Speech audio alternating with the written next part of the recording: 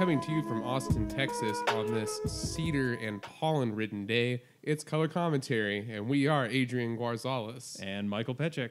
So how was your week? You weren't at F&M, so we're just going to do a week recap. Very allergy-filled. I've been taking decongestant, but I apologize. You'll probably hear me sniffling like Trump a little bit here on this podcast. Yeah, we're one of the allergen capitals of the country. And you know what? I've never had allergies this bad, and I've lived here for about 8 years. And Liz, my girlfriend, told me, it might just be because I've lived here so long. Like now it's finally starting to catch up. But I thought I was getting the flu like earlier this week. I was like, yeah, you do sound a little bit congested here. I get the pollen contact allergies, so my skin itches when I go outside, which is super fun for the summer months. But and to put this into magic, if you were a traveling planeswalker, right, or the world style, if you went somewhere else, how do you know that your body wouldn't just die due to infectious disease native to that plane? Oh, okay. There we go. They've never addressed this. They've never actually addressed how planeswalkers figure out where they're planeswalking to either, which is kind of super bothersome. Like, it bothers me enough that, like, the logistics in selling, like, Star Wars for interplanetary travel is, like, really sketchy at best. It bothers me more that it's just like, all right, just going to jump into this, like, nebulous wormhole place, hope I turn up somewhere that they don't even really do that. They just sort of, like, wish themselves somewhere else from what, like, because, like, every time that it happens the first time, it's, like, some traumatic event where they need to, like, leave, and suddenly they're in, New Mexico or something. They on the side of the highway. Like, they don't know how they got there.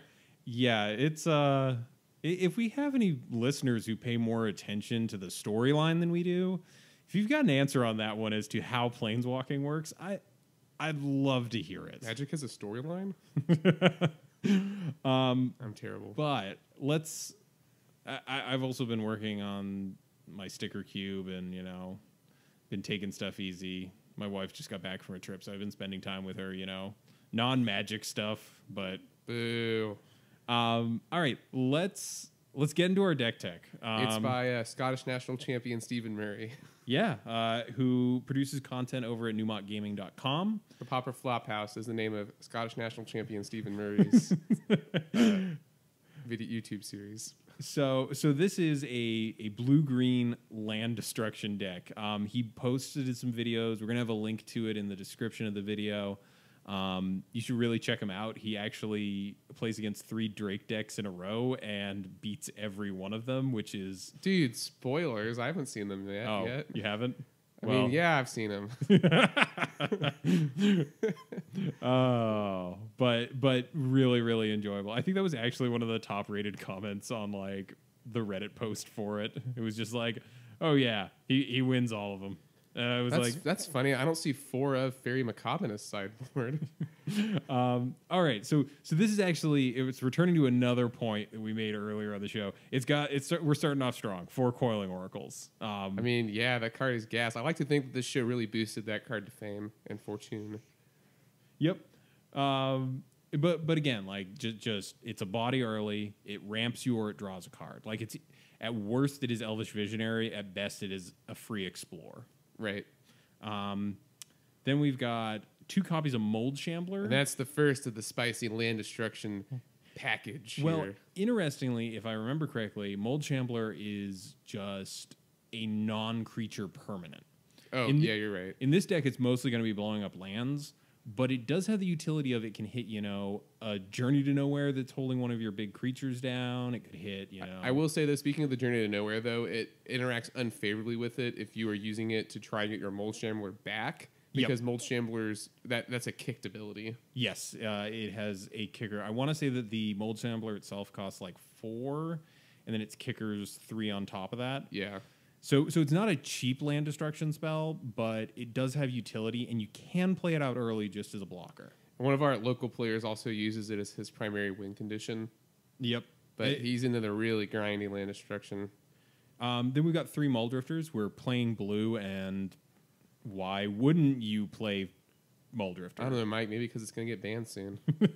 It is never getting banned. What? This is just full on like trying to get under my skin mode today. I know. Sorry. It's because I'm sick, and you should be miserable too.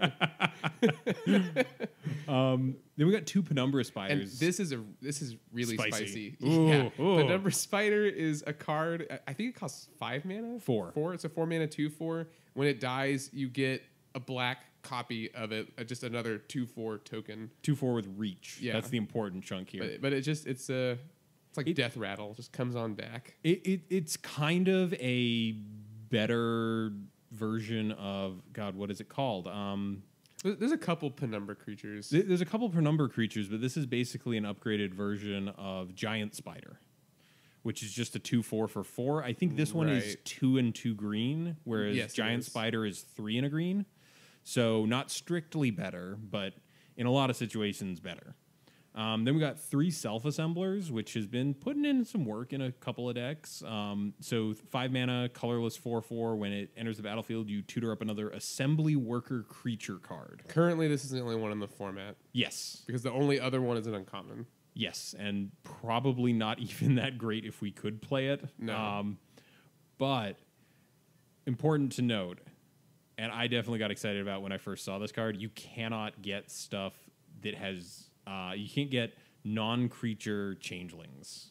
Yeah, which is the only really sad part. Yeah. Apart from that, though, this is a deck that's going to put your opponent behind on mana, and it's got a couple of ramp things in here, so you're going to be up on mana. Having something where you can just dump 5 mana and get a 4/4 with another 4/4 to hand seems pretty good here. Speaking of ramp, 4 of Sylvan Ranger, the little elf that could.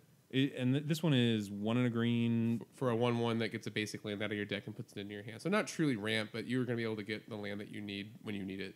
Yes. Does, kind of give you fixing on layaway, if you will. Right. Like, you got to wait a hot minute for it, but you'll get it. Then 2 Ulamog's Crusher at the top of curve. The best land destruction spell ever.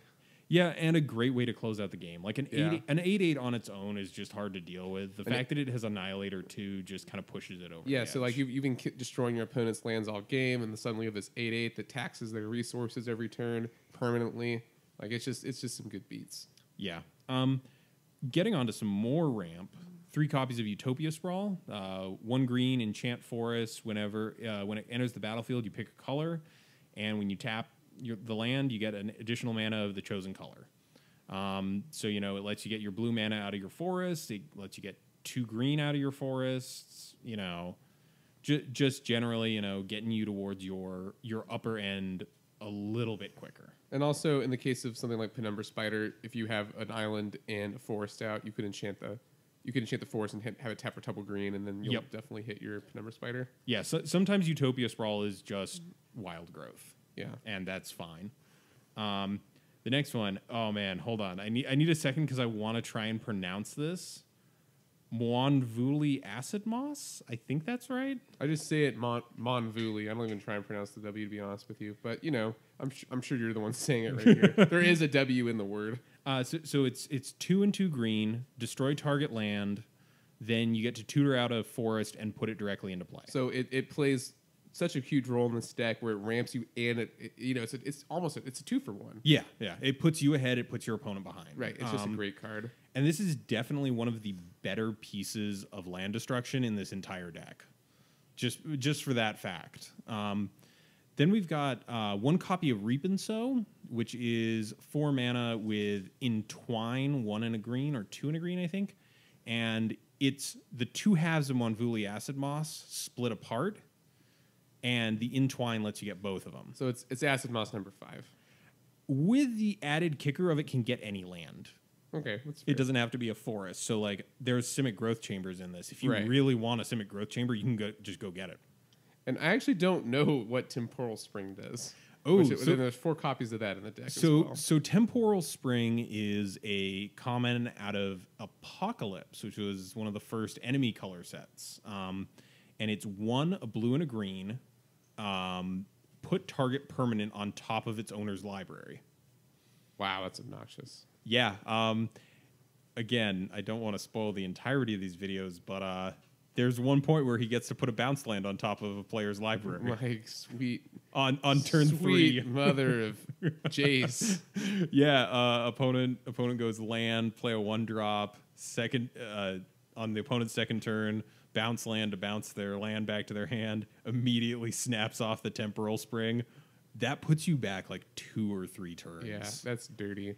Yeah. The next card is an all-star Ice Age Thermokarst. Back when they thought that green and black also deserved land destruction spells for some reason. Yep. Thermokarst is just destroy target. I believe it's non-snow land, right? No, it destroys any land, but if it's a snow land, you gain 1 life. Okay. Thermokarst is awesome. It's a 3 mana. It's a 3 mana blow up a land. It's brutal and it's short, you know. And it does have marginal upside in the weird corner cases, right? Like if your opponent's playing Snowgo, for instance. Yeah. Land base pretty simple here. I actually found this land base just sorry, now I'm like getting all tongue tied. I found the land base to be a little heavy. There are 22 lands. That's a kind of high for the format. I mean, part of that is going to be the fact that you don't want to be whiffing on Coiling Oracle too much. That's true. Also, just having enough targets for your assorted land tutoring abilities. Yeah, between the Acid nice. Moss and the Sylvan Ranger, that's 8. So. Then you got 9 in Reap and Sow. There's a decent amount of stuff that needs more targets. Moving into the instance, we've got a copy of Capsize and a copy of Pulsamarasa. The spice. Yep. So Capsize, as most people familiar with the format know, can just be a hard lock. Right, and this is a ramp deck, and it's in blue, so it feels very appropriate. Being also like, if you have your opponent down on like 1 land and you keep bouncing it back to their hand, I mean that's just brutal, Yeah, there are a lot of decks that can't handle that. And Pulse, return a land or a creature to your hand, gain 6 life for 3 mana at instant speed. And that is just, and we've talked about this before, that is just one of the most underplayed cards, I think, in the format.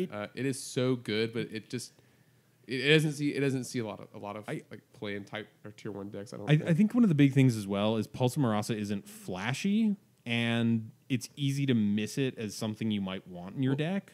Yeah, like we've talked about, it's a raise dead plus a gain life spell. It's actually both halves of those are terrible on 1 card, but together, there's something better. Yeah, it's just marginally good enough.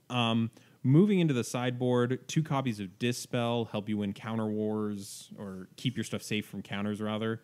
4 Gleeful Sabotage for affinity and probably also Boggles, even though it's been showing up less and less. I've heard Gleeful Sabotage is actually really terrible against affinity, and people should stop sideboarding it. Oh, we don't have an agenda on this show, do we? 4 Hydroblasts, again, a concession for the popularity of Drake. Right. Keeping your stuff alive. Also, All-Star against Burn. Then we got 3 copies of Narcolepsy. That's one of those 1 in a blue at the beginning of it's an enchant creature aura. At the beginning of enchanted creature's controller's upkeep, you tap it down. Right, and it's functionally identical to Curse of Chains. Actually, it might be that it taps it when it comes into play and it doesn't untap. I forget exactly. It's a soft pacifism style effect, right? Right. Then we've got 2 copies of Nylea's Disciple, which is 2 and 2 green for a 3/3. When it enters the battlefield, you gain life equal to your devotion to green. Right, so, another concession for Burn. And I will say, although Burn is missing from the lists, I do play against it kind of a lot. I think it is still a pretty popular deck. Well, I think, we've touched on this before. Wizards only publishes a selection of 5-0s. Right. So there's like this whole layer of decks that are being played a lot that just can't close out a 5-0 consistently, but they can 4-1 or 3-2 really well. And there's a lot of cards for Burn here that you could use against Burn. Or any of the fast aggro matchups either. Stompy can put you on the back foot really quickly. There's plenty of stuff in the format now that can just kind of get you down to 10 or so, and you kind of need something to answer it. But yeah, this is like a really interesting deck. It's really cool. You should definitely check out the videos. Oh yeah. The cost of the deck. Yeah, is a little high. $45 in paper, 30 and change online. Right, and that's mostly due to the Hydroblasts, the Gleeful Sabotage, which I believe you said are kind of expensive now. Yes, in paper, I think Gleeful at one point spiked up to over $2. I don't know where it is right now. Wunvuli Acid Moss, because it tutors a forest, non-specific, I believe he's playing Modern. And that RG Panza deck. I'm looking through the rest of this list. Oh, Utopia Sprawls are like $2 or $3 a piece. But as far as like value for you and your collection, it's actually pretty good. Coiling Oracle, Moldrifter, Sylvan Ranger, Crusher, Utopia Sprawl, Capsize, and Hydroblast, and Evil Sabotage. Those are all cards you can play somewhere else that, if you invest the money into them now, you can play them in decks down the line as well. Yeah, this honestly seems like a great example of, some of these cards are a little narrow, but if you like brewing, there's a bunch of really interesting cards here. One thing that I think we may have talked about a little bit, but you'll see this as a theme where generally the most expensive cards in a deck are going to be Hydroblast or Pyroblast. You're doing yourself a huge favor if you just go ahead and get those. Yeah. Because it will just knock like $20 off of whatever deck you're looking to build. Because they are invariably in sideboards. And they're also just good. There's a reason they're always in sideboards. They're just very good cards. They're some of the best sideboard cards in the format. Any deck that runs those colors is basically going to be playing some amount of copies of them. Yeah. It's definitely one of those ones where if you get a chance to pick them up for a decent price, go for it. I mean, and they are cheaper now than they have ever been, just because they just got reprinted in the EMA. So now is the time to get them. Yeah. All right. You wanna move on to the maybe board this week? If you're gonna twist my arm about it, I guess. The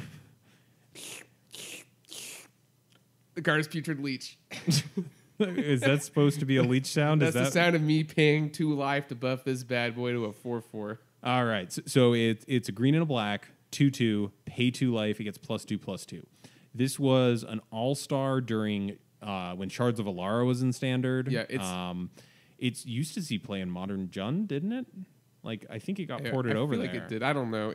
The card is insane. It's like is part of it. It's sometimes just a 2-mana 4/4 turn after turn. And I think the real thing holding it back, as with all the maybe board cards, is it's a gold card, and all of our lands come into play tapped. Yeah, it is. It's just not fast enough.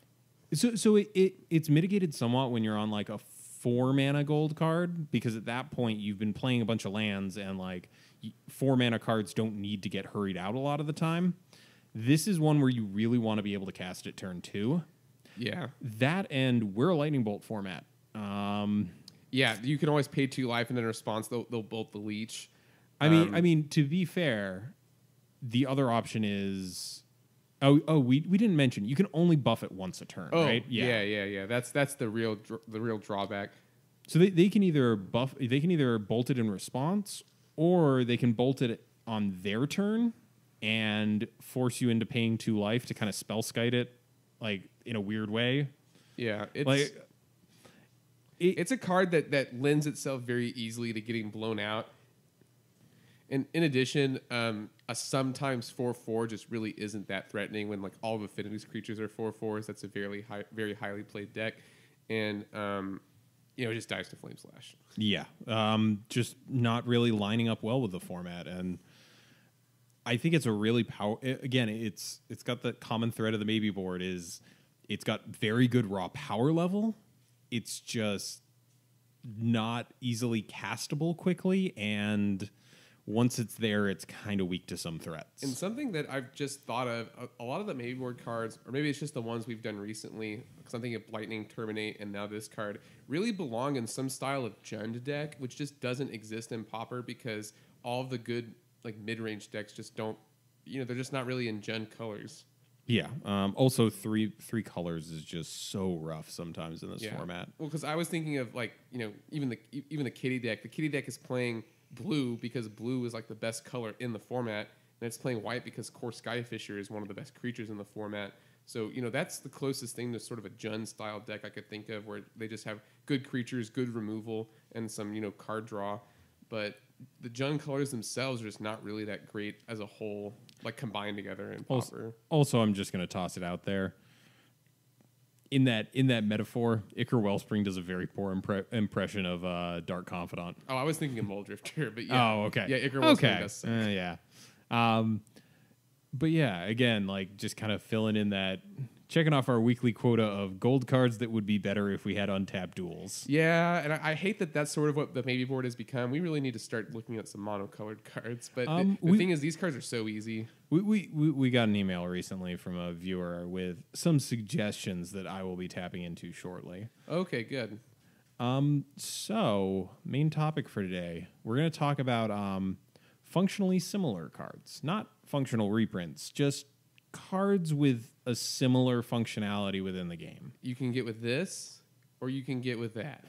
Or you can get with this, or you can get with that. All right. Let's cut this Mike, out. having no TV growing up, does not know what I am referencing. What are you referencing? It's a Kia commercial with hamsters. You should look it up. Oh, okay. That's the look on his face, everyone, right now is priceless. That was not what I was expecting. We're gonna watch it after the show. I thought you were referencing whatever the hell the name of that Fatboy Slim song is with the music video with Christopher Walken dancing in the empty hotel. Did you think that was my Christopher Walken impression? No, he's not singing it. Oh, he's just dancing. Right, fair. But yeah, this is a list of cards where they do kind of similar things, but we'll just give you some examples. Yeah. Well, let's start off with the first one. So Tortured Existence and Grim Harvest are an example of black graveyard recursion engine cards. Right. One of them is a 1-mana enchantment. You know the rest. The other is an instant where it's one of the black. You return a creature from your graveyard to your hand, and it's really the thing that's neat about it. It has this ability called Recover. For a black and 2, whenever a creature you control dies, you can pay that mana cost and return it to your hand. If you don't, you exile it. You exile the card. This is a staple of the Pig Trinket deck. It's the main engine. It's an incredibly good card. Mike has pointed out to me in private, maybe not on the show, that it is the only recover card that interacts with itself. Yep. Which is also really interesting. Because Recover always triggers when a creature dies. Having something that gets back creatures with Recover on it is actually some really nice synergy. So Tortured Existence is a bit more build around, and I feel like personally I prefer Grim Harvest because Tortured Existence requires you sometimes to run cards that are a little subpar just so you can always have creatures in your hand. And the big one I'm thinking of is Golgari Brownscale. Most decks that play that card can't cast it. They just use it as a thing to pitch and gain life, which is like, okay, but it's not the most powerful thing that they could be doing. Because I've definitely seen Brownscale just jammed into like non-green Tordex decks. And, again, Tordex is, it's an archetype. Like, it's a powerful effect, especially like if you have madness stuff to go with it, it can be really good. I'm actually not really a big fan of Grave Scrabbler. Grave Scrabbler is an interesting one. Grave Scrabbler, I don't actually know what it costs, but I know that it madnesses for a black and 1, and it's a 2/2. And if you cast it for its madness cost, you get a creature back from your bin. It's got a Gravedigger effect. Yeah. So the Tortured Existence is better with the madness style decks because it lets you discard things. I remember even black-green Tortured Existence that would play like Basking Rootwalla. Yep. That worm card. Arrogant Worm. And then the dog, Wild Mongrel. Wild Mongrel. Thank you. I'm thinking of the Tog. I'm thinking of the Tog and the dog, and I'm trying to remember what the dog is actually called here. I played a lot during Odyssey Block, so those are all familiar to me. Mike was the dog. Mike was not the Tog. My favorite part of Wild Mongrel is the fact that it was part of a cycle, and the other 4 are garbage. I had no. What do the rest of them do? The blue one is like a 2/2 that whenever I want to say it like attacks or blocks, you return it to your hand at the end of combat or something. I don't even want to know what the rest of them do. The white one gets first strike. It's a bear that gets first strike for pitching a card. Like that's Wild Mongrel's probably the best. They're miserable. The thing that's funny too is Wild Mongrel is like half of what Psychotog did. Yeah. So it's like, I don't know, that standard was weird. But I am inclined to agree with you. I think Grim Harvest is objectively a more powerful card. I think Tordex, they can do some powerful things with their creatures, but they have to have the right setup. Whereas Grim Harvest in Pig Trinket is like, do I have creatures? Yes. Now I can do this Grim Harvest loop infinite numbers of times, and each one of this will gain me an incremental advantage over the course of the game that I can eventually use to snowball my opponent. Also, just on another note, Tortured Existence does not fare as well against sort of control decks, especially if they can remove it once it's on the board, and especially if you're not running white in your Tordex build. Like, if you don't have the Oromancer to get it back and they can get rid of it, some of the lists run cards that synergize really well when you have a Tortured Existence, but are kind of lackluster when you don't. That's why we're kind of... You see more of the Tordex builds, at least at our local group, are kind of airing into like the play good stuff that gets better when you have Tortured Existence. Right, and we've discussed that being a main problem of Tordex lists before, is the deck is not nearly as good. It's like Aether Vial decks. The decks are just not as good if you don't have the 1 mana engine card. And preferably on turn 1 so your opponent can't interact with it. Right, and drawing multiples of them is useless. Well, Aether Vial not so much. Tordex definitely useless. Yeah. I mean, it does. If you draw extra ones, you cast them out because no one plays Echoing Calm, the Echoing card that hits all enchantments with the same name. Yeah, I know. Yeah, Ray of Revelation is the only card I could think of that would. But even then, they're gonna have it sitting in the bin. Right. Moving on. The next one is actually an interesting one because Friday I got to try out Blue-Black Forbidden Alchemy. So Forbidden Alchemy is kind of the flip side, or not a flip side, just like a similar card to Mystical Teachings. So Forbidden Alchemy is 2 and a blue. Look at the top 4 cards of your library. 1 goes to hand. The rest go to your graveyard. And 6 and a black for flashback. And the reason Mike is comparing this card to Mystical Teachings is because it digs you an answer. Granted, you don't get whatever you want, but then you get to flash it back, fill your graveyard. And you mentioned that one of the big upsides to playing this over Teachings in a very similar style of deck is that you rely a lot. You're able to cast your anglers a lot quicker. Yeah. So just to remind everyone, Teachings is 3 and a blue. Search your library for an instant or a card with flash. Yes. Which is actually a thing. Reaching Hippocampus. Is that a common? Yes. Oh, huh. But flashes back for 5 and a black. So Teachings is a mana more on the front side and a mana less on the back side. So you flash it back a little bit quicker. You can chain them together much more reliably. The reason I played Forbidden Alchemy over Teachings is it is a much faster style of control deck. You get to power out Gurmag Anglers really quickly. I'm running a 1 or a 2 of Ghastly Demise, which is 1 black, destroy target non-black creature if its toughness is less than the number of cards in your graveyard, which gets very big very quickly. And they definitely go in different decks, although Nathan was there on Friday. He was running Teachings with Forbidden Alchemy in it. I think that it's fine to run Teachings with a 1 of Forbidden Alchemy. I think that's good. I was actually looking at the list and I was talking with some people, and I think Forbidden Alchemy, Dimir Forbidden Alchemy control would be served better by having the third copy of it replaced with a Teachings. Because there were a couple games where I saw all 3 of them, and copies 1 through 4 of Forbidden Alchemy felt good.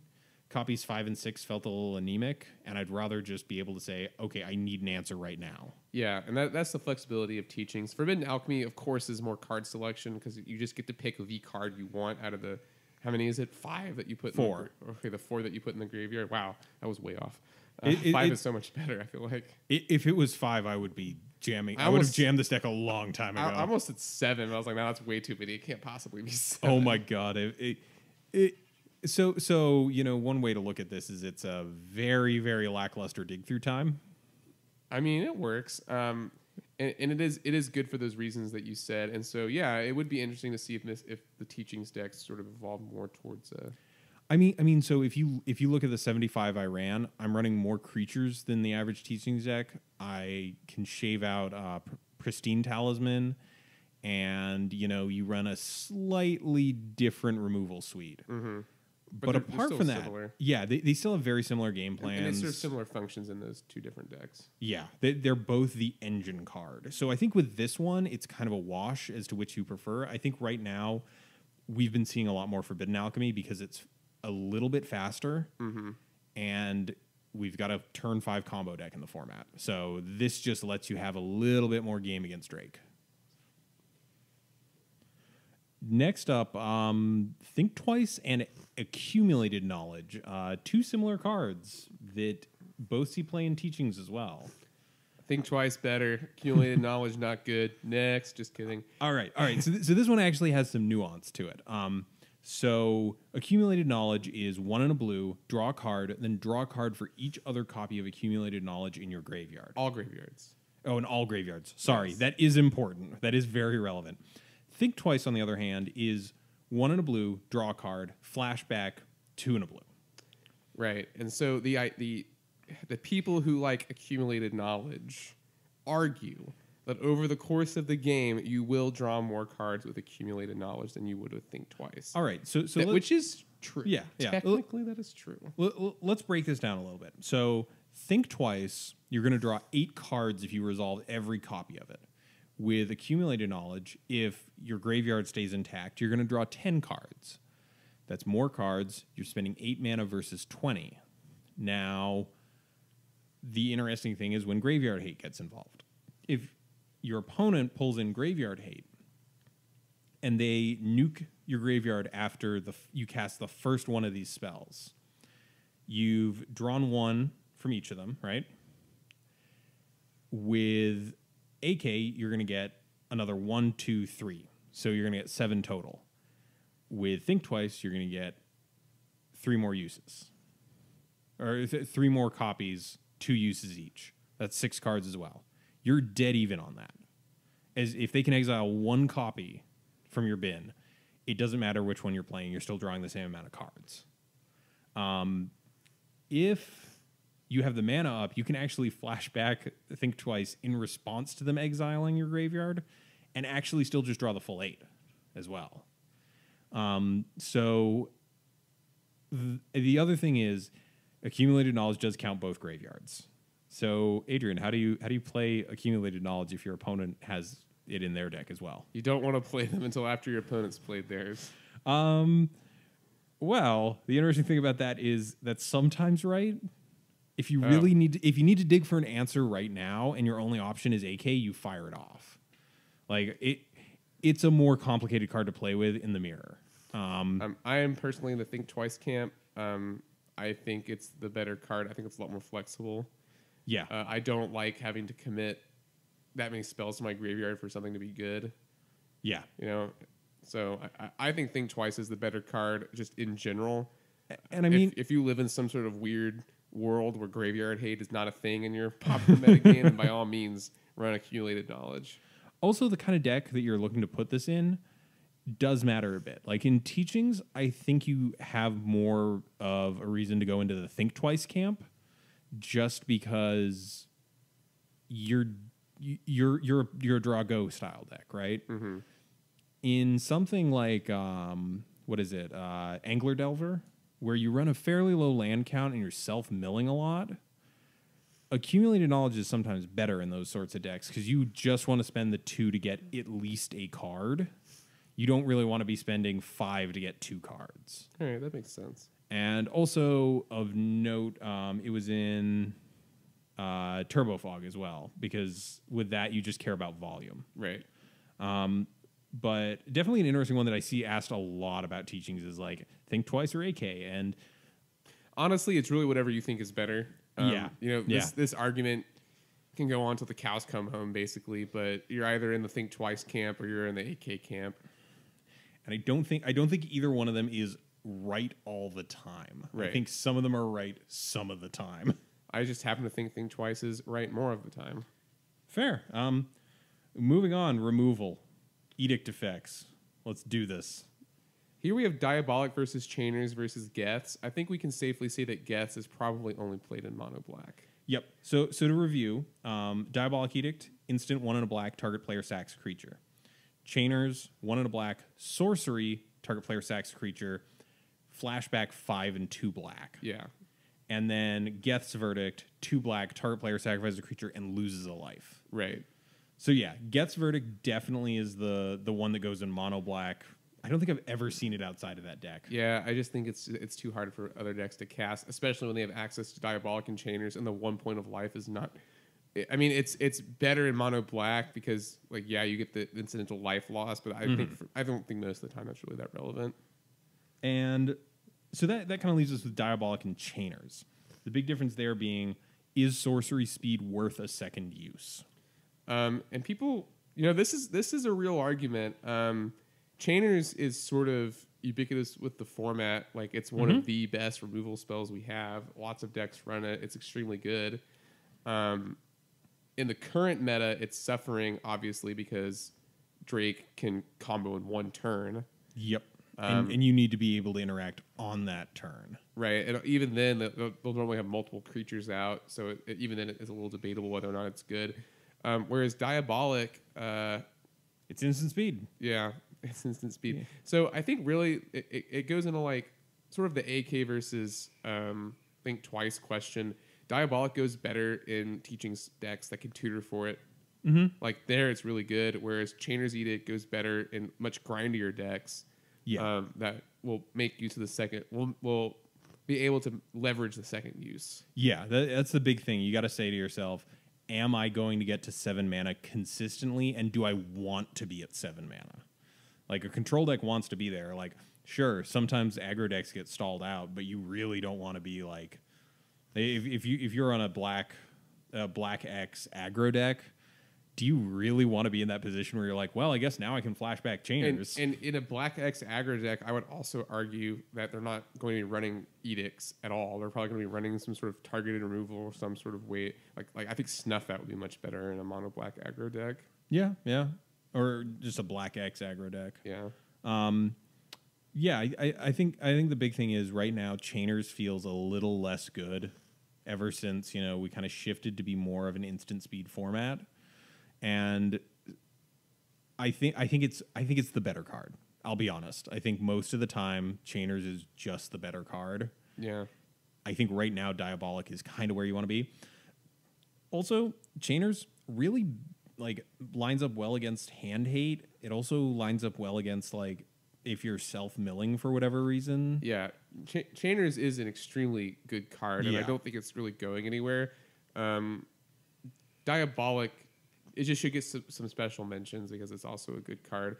Although I think some of the other cards we've talked about here, they just go into two different styles of black control decks. Next up, more black control cards. Hand hate, actually. So duress, ostracize, and distress. So let me go through these one by one and make sure I remember them. Duress, 1 black sorcery. Your opponent target player reveals their hand.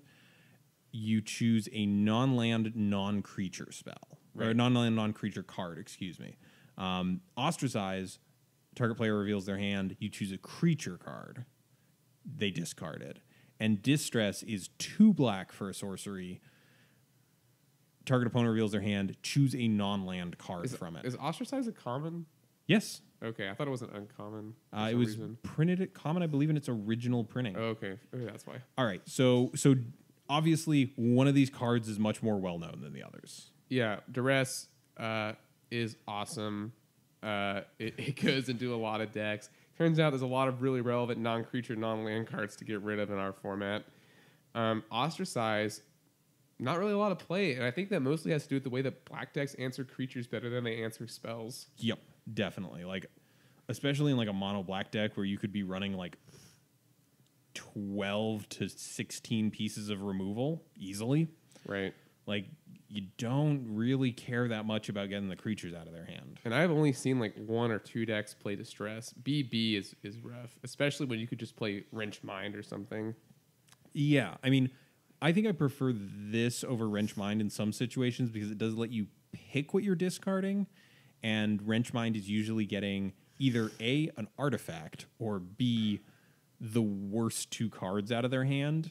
And I feel like I'm personally more in the camp of I'd rather get the 1 best card than their 2 worst. Still, 2 black is real. That's a very real cost to pay, right? Yeah. Just not being able to get rid of a turn 1 relevant thing is kind of important, I feel. Right. Anything else on this one? I feel like that one's pretty dry and shut. Duress, yeah, like you said, like Duress is awesome against burn in a way that I don't know if Distress would be. I mean, I think the only time I wouldn't at least consider bringing in Duress from the sideboard is probably like white decks. You know, I wouldn't bring it in. I mean, I don't know. There are some hands that Affinity has where Duress is really good, and then some that are like it's really bad. Yeah, I guess I could see that as well. Duress is a card that I have problems boarding in because I just don't ever know what to bring it in against, and so maybe I should start bringing against everything like you are. I definitely I will admit I overboard Duresses a lot of the time. It's a sweet card. Yeah. Well, it's also like if you Duress and they counter your Duress, you're like, well, I guess I was Duressing that counter spell, you know? Yeah. Well, I mean, it also, the amount of information you get from your opponent's hand is non-negligible. Right. Like, being able to see what their first few turns are probably going to look like, and being able to, like, pull out, like, an early filter spell or something, or being able to get rid of an early threat that you can't deal with otherwise is really, really useful. Next up, we got Mana Rocks. We got Prophetic Prism, which is pretty ubiquitous. 2 generic. When it enters the battlefield, you draw a card, tap one generic and tap, add a mana of any color to your mana pool. Just filters into other filters mana into mana of other colors. You get a card when it comes into play. Then we've got Prismatic Lens, also 2 generic. When it enters the battlefield, it does nothing, but it has the same filter ability. But in addition, it also taps for a generic colorless itself. Right. So, this one actually ramps you versus just fixing your mana. Then the last one is actually 10 cards. And I kind of cheated here. It's the Signets. Sounds like a band name, the Signets. It might be. I feel like that's got a certain 60s aesthetic to it. Someone and the Signets. No, I was just thinking about for like a doom sludge band. The Signets. Like it's a reference to the 7 sigils that are broken during Revelations. Like, come on, I'm trying to get back on Mike's good side here. Yeah. Are you saying you're trying to get down with the Signets? Yeah. But the Signets are from the original Ravnica block. There's 1 for each guild, so each 2-color pair. Each one of them is 2 colorless. You pay 1, you tap it, you get the 2 colors of mana associated with the guild. So Azorius adds a blue and a white. Rakdos adds a black and a red. What's Golgari do? It adds a black and a green, believe it or not. Oh, just you tried to curry some favor, and then I immediately squandered it. But okay, so Prophetic Prism is definitely one of these you see the most, right? Right, drawing the card is so huge. Especially if you can reuse it, like flickering it, or Right. The lens is interesting. It used to be in Tron. And I could see that just because it ramps, and they probably want that a little bit more than the card draw. Well, I mean, so if you have the natural Tron in hand, this could be the 8th mana, so you get the turn 3 Crusher. Like you go land, tap for a sphere or something. Second land, tap them, put out the Prismatic Lens. Third turn, lay your last piece of Tron, 8 mana. Crusher, yeah. So that makes a little bit more sense to me. But I think in other decks that are playing, these effects, I think they almost always want Prophetic Prism instead. Yeah, and the Signets are kind of a weird one where in a deck that wants a lot of colors, like let's say Affinity, because Affinity runs Prophetic Prism. Mm-hmm. You would never run the Signets because the idea of like your Signets mismatching with what you have to cast is terrible. Right. Yeah, exactly. I think, honestly, the Is It one would be the best one. The Is It one, I could see the Dimir one as well, just because like a blue-black control deck might want the little bit of ramp you get from it. But yeah, just this rock that taps for 2 colored mana is just not really in high demand. And I'm sure it also like sometimes lines up poorly, like where you just don't have, you're trying to hit a more stringent mana cost and it just doesn't quite get there. Right. I definitely seen the Azorius Signet in assorted like blue-white Tron builds, like the Ristic Tron deck. Yeah, that makes more sense too because I think their colored mana is a little bit more of a premium. Yeah. in those style of decks. And the ramp again is important. Like just being able to like get a little bit more mana out of your lands is nice. Yeah. But yeah, you're probably going to go with Prophetic Prism. It's the most played out of the 3/12 for a reason. Yeah. Next up, we got a good one. 1 mana blue cantrips. Ponder v Preordain v Brainstorm. Well, I think Ponder's the best out of these. Yeah, I think Ponder is probably the best. I'm sure everyone knows, but just for the sake of recap, Ponder is you look at the top 3 cards of your library, put them back in any order. You may shuffle, then you draw a card, regardless of whether or not you shuffle. Preordain is scry 2, draw a card, and Brainstorm is look at the top 3 cards of your library, put 2 back in any order. All right, I'm just going to toss something out there. Did you know that Ponder is actually a riff on an old spell from Ice Age? It's called Portent. Yeah, I was about to say that I know it's really terrible because you don't get the card till like the next turn or something. Well, so it does the exact same thing as Ponder, except the card draw is delayed to the next upkeep. The next upkeep, not your next upkeep. The next upkeep. And you can also do it to your opponent. Huh. Yeah, weird. Interesting. But in the great scheme of things, Ponder... Why? Why would you ever do that to your... I don't know. So you'll also note that we left off a couple of the blue cantrips. These 3 are really the ones that are best in this format. Yeah, no one is playing Serum Visions and Popper. No one's playing Opt. No one's playing Peak. No one's playing, Sleight of Hand. I mean, there's Gataxian Probe. That almost doesn't count. I would argue that Gataxian Probe is a completely different monster. Yeah, it's yeah. But out of these 3, Brainstorm's the trickiest because our fetches are ETB tapped, yeah, right? And everyone should know our opinions on Brainstorm by now. Yeah, Brainstorm is definitely the most narrow of them. You can combo it pretty well with Mental Note and Thought Scour, which Angler Delver often does. Mm-hmm. So Preordain is definitely a close second to Ponder. So what's interesting too is I feel like most of the Drake lists run Preordain over Ponder. Well, so I think with Drake, you just want to get like cards that are dead at the moment out of the way, rather than risking a shuffle working out in your favor or not. Right. Ponder's definitely more the I want to dig 3 cards deep. Yeah, Ponder lets you see more cards, and then if you don't like them, you can get rid of them, which is pretty huge. I mean, you can get rid of them with Preordain as well. Just you don't get to see all 3 though. Yeah, I definitely think they go in different decks, but Ponder is probably the most powerful out of the 3. Yeah, Ponder also actually, and this doesn't really get talked about a lot in Pauper, but is definitely more common in Legacy or even Vintage.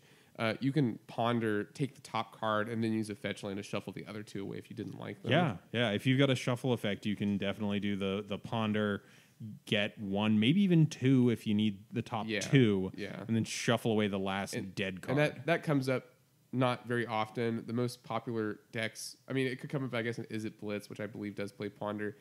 Delver, of course, plays Ponder and Preordain and plays 4 copies of each. Yep. Just because it's the blue cantrip deck.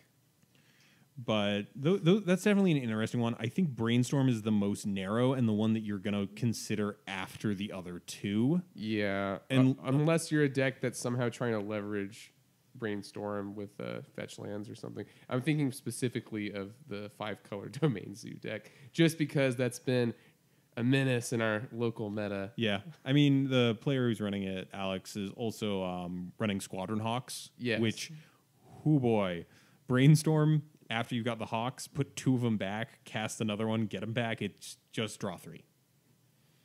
But it's draw 3 Squadron Hawks. No, because you draw the 3 and then you put back your 2 Squadron Hawks. So you're actually just ripping 3 cards and then getting the other 2 Hawks back. Yeah. Gotcha. Okay, I see. It actually is just, I'm not going to say it's Ancestral Recall, but it does an okay impression of it, right? Right. Next up, I'm going to let you take this one because it's an affinity thing. Oh, yeah. It's Fling versus Teamer Battle Rage. Specifically in the context of affinity. Specifically, obviously, in other decks, it's Teamer Battle Rage. But in Affinity, there are some lists that run Fling. There are some lists that run Teamer Battle Rage. I personally am a bigger champion of Fling because you can win outside of combat with it. just the other day, in fact, when I comboed my opponent in response to his fling with my fling, Teamer Battle Rage could not have done that. That being said, Teamer Battle Rage is much less all in. So you have to sacrifice way less things to ATOG to win with a Teamer Battle Rage. So I understand why people do it. I've personally tried it though, and I have been every time I had the Teamer Battle Rage, I'm like, I could have just won with a fling here. You never had the moment where you're like, man, this fling would be so much better as Battle Rage. Yeah, it's never happened because your ATOG still dies to removal. Fling is better. If they counter either one, you're probably still going to lose the game. So that doesn't really matter. If they have a Hydro Blast for it, it doesn't really matter. You know, like there are just so many cases where like the Battle Rage doesn't actually matter where the fling would have. The only thing I can think of is that you don't go as all in with the Battle Rage. Yeah. But and you can use it on other cards, so you could use it. You know, you could use it on any of your 4/4s, and it's still fine. Yeah, I mean, you could use Battle Rage on any of your 4/4s as well. Well, that's what I meant. Yeah, you could, and then they become like 8/8s, or they become 8/4. You know, 8/4 is the first strike and trample. Yeah, they become big, large, and beefy, and they double strike. How much do you think people are just tossing it in there because I imagine almost every game you have Ferocious active, right? You would have to be doing pretty bad to not, because that means that you had no Mirror Enforcers, no Carapace Forgers, no Gear Seeker Serpents. Like, you'd have to be doing pretty bad. As a slight aside, how's Gear Seeker been working out for you? Card is definitely gas. There are so many games where you play it on like turn 3, and you're like, oh, I have a turn 3, 5, 6. Good luck. Next up, actually, we should have covered this one earlier. Victim of Night, Doomblade, and Murder. These are all black targeted removal with varying levels of efficacy. So Victim is a non-vampire, non-werewolf, non-zombie creature for 2 black instant. BB. Doomblade, 1 and a black, destroy target non-black creature. And Murder is 1 and 2 black, destroy target creature. There is no other text on the card, and it's got a really nice aesthetic to it, which I really love. But it is 1 more. So you didn't put Terror on this list, Mike. I did not put Terror on this list, which Terror is worse than Doomblade. It is strictly worse than Doomblade. The art is better though. Yeah, I was gonna say I really kind of want to get a set of Doomblades altered to have the Terror art on them, because I think that is like that is iconic art from when I started playing the game. I don't think you're allowed to do that, Mike. I think that's actually one of the rules. I think you're correct, but or like at least like an altar where like the angel kind of looks like the weird bunny thing on Terror or whatever the hell it is. I think it's a naked cowering man. I don't think it's a bunny. He's like super wrinkled. I think it's supposed to be the Vizardrix, that weird like bunny piranha hybrid. I thought it was just a cowering man. Anyway, we're getting sidetracked here. Victim of Night is the most played by Mono Black. BB doesn't really matter to them, and it is the only one that is good in the mirror. Well, I guess Murder is good in the mirror. Doomblade, obviously terrible in the mirror, but they can at least kill some things with Victim. Well, actually, Victim does not hit a lot of the big cards in Mono Black. It cannot kill Angler, and it cannot kill Grey Merchant, but it can kill Rats, it can kill Rager, it can kill... And that's actually one of the reasons why Angler has been so good in this format. There's very little removal that kills it. Yeah. Like, before, like, Victim was great because you were rarely whiffing on it. Now, Angler gets played in a decent amount of decks, and it's definitely, like, become a pillar of the format. Angler's a good card. Yeah, but Doomblade doesn't hit it anymore than Victim does, and Murder, the 3 mana in Mono Black at least, is already way too crowded. You already have so many 3-drops in that deck. You don't want to use it on targeted removal. So many Gray Ogres. So many Gray Ogres with upsides. Next up, we got Daze and Force Spike. Do you want to toss Mana Tithe in here as well? No. It doesn't. It's not blue. I mean, I guess you could. So Force Spike. Not really though. Force Spike, 1 blue, instant, counterspell unless its controller pays 1. Daze, 1 and a blue, counter target spell, instant counter target spell unless its controller pays 1. But you can bounce an island to your hand instead of paying its mana cost. And so the reason that I included this is because it's Daze is awesome because it's free, right? Like that's no one's going to argue about that. Force Spike is for those of us who are a little bit more budget conscious, as well as there are times where bouncing the land is actually not good, just because if you're down, if you know, It sets you back on tempo, well, right? if you play nothing on turn 1 and you just have up island, untapped island, and you bounce that, you've wasted a turn. And Yep. it also is a non-bow with your Spire Golems. Yeah. So, like, that's really the only reason. Force Spike, you can also put into decks that are just red and blue. You know, Yeah. Days- That's a very relevant thing to bring up. Like in, for example, Legacy, where Daze does see play, all your duels are islands, or at Right. least a good portion of them are. And you can bounce any land, versus here you got to be running actual islands. So I think that is a very like salient thing to bring up here. right? Because otherwise, Daze is a 2-mana Force Spike, and that's terrible. Yeah. That's mana leak mana. Yeah, exactly. And I would argue, I mean, I have opinions about Mana Leak. But anyway, you know, like they do the exact same thing. And on the surface, it would seem that Daze is, miles and miles ahead just because by virtue of the fact that it's free. But I would argue that there are certain cases where the Force Spike is the more desirable spell. And as you mentioned, budget is a thing. I don't know where Daze is now price wise. It used to be $25. Yeah, it used to be online. Absurd. And it's like $4 in paper. Like it's not cheap in either realm. But it is really good. And if your opponent sees one Daze, they kind of have to at some point just either play a turn behind or assume that their spells are at risk of getting countered for free. I'm of the camp where if you know your opponent has Daze, you just gotta sort of play into it. Like, I don't know. I mean, you're also playing a deck where you cast a lot of your creatures for free. So yeah, that's true. Yeah, Daze this free Frogmite. Yeah, I feel like I do not care. Yeah, you don't care. Rounding stuff out here because we're getting a little late in the episode here. This is a recent one. Both of these cards are fairly new. Tormenting Voice and Cathartic Reunion. Now, both of these are red draw spells. They both cost 1 and a red. They're both sorceries. The difference is Tormenting Voice is as an additional cost to play Tormenting Voice, discard a card from your hand. You draw 2 cards. And Cathartic Reunion is as an additional cost to pay Cathartic Reunion, discard 2 cards, draw 3. So I don't really know where Cathartic Reunion is in Pauper. Are people playing it? I've seen it in the Rakdos Reanimator list. And that makes a lot of sense because with that, you can pitch both the threat and the haste aura. So, like, that's really good. And it digs you 3 cards deep, which is ridiculous for red.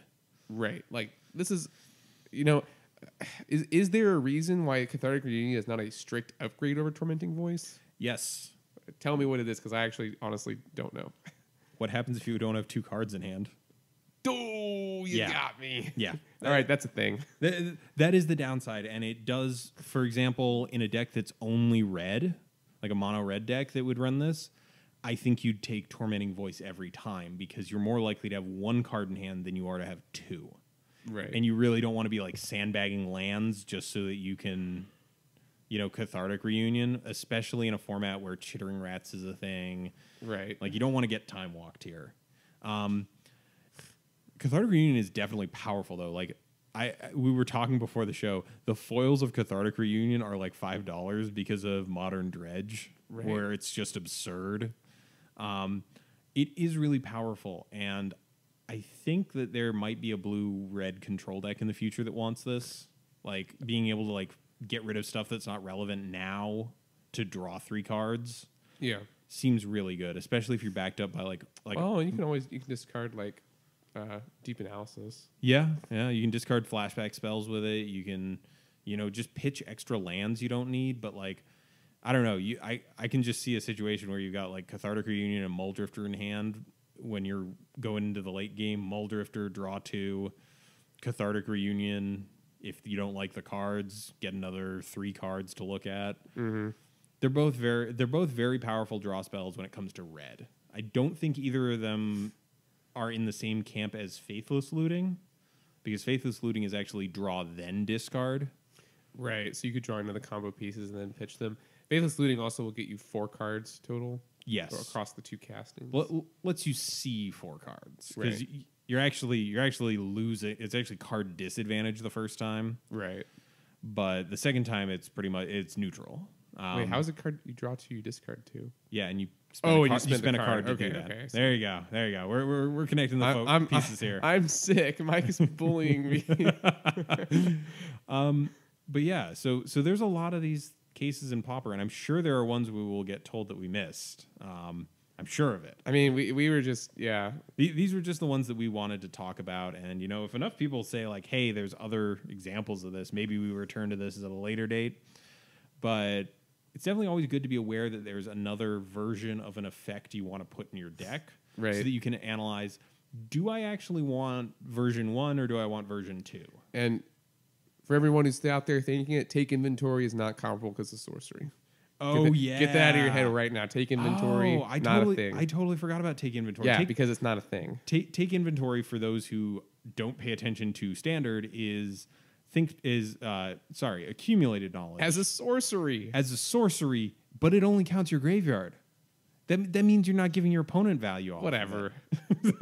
You're not giving your opponent value off of it because they're probably playing accumulated knowledge if they're playing one of these effects. Your opponent is not playing take inventory because they know it's not as good as accumulated knowledge. There you go. Yeah, we got there. We got there. So real quick before we do our outro here, next episode is our half-anniversary. It's our unanniversary, I guess you could call it. So it'll be episode 25, also a landmark. That means that you have probably been listening to us for 25 weeks, 26 weeks actually, technically. We missed a week. We missed a week for the stream of the Rags to Riches, correct? Correct. All right. So next week is also, the weekend of Halloween. So we're going to try and throw together something that's, a little bit thematic for the season. The Color Commentary Halloween Spooptacular, as it will be known. But we just want to, going into that, thank you guys for listening to us for so long. It means a lot. I certainly didn't think we were going to be doing this 26 weeks later. So. And more importantly, more people listening to us every week. Like, our numbers have been consistently improving. Thank you for, spreading the word about our podcast, getting it out there. It means a lot to us. You are the greatest fans ever. I said it. You're better than Cher fans. You're better than Moby fans. I'm just naming artists that I think people like. Moby hasn't released anything in like 6 or 7 years. Well, then, you'll have to wait less time for the next episode of Color Commentary than you will for the next Moby album. There you go. But yeah, definitely thanks everyone. The support's been great. This is not like a send-off. We're going to keep doing this. Like, we don't have any better way to fill our Sunday. We're probably also going to talk about this next week too. I just got I jumped the gun a little. Sorry, Mike. You got a little excited. I can't blame you. All right, I'm going to take us out on a date. What? Nothing. Go on. That's all we got for today. Thanks to Pat's Games for giving us a place to play weekly Pauper, even if my co-host doesn't show up. And thanks to L for the use of his song Quantitative as our theme music. His music can be found on SoundCloud under the name LLL. Remember to subscribe to us on YouTube, follow us on Twitter, like us on Facebook. We're also on iTunes, and if you subscribe there, please leave an iTunes review. It really helps us out. If you have an idea for a discussion topic or a deck list you want us to discuss, you can either use the contact form on our website or email us directly at colorcommentary@gmail.com. For those of you who have actually done that, I do read your emails. We are going to get to some of your content. It's in the queue. I'm Michael Petchek. I'm Adrian Gonzalez. Signing off for Color Commentary. It's getting left in.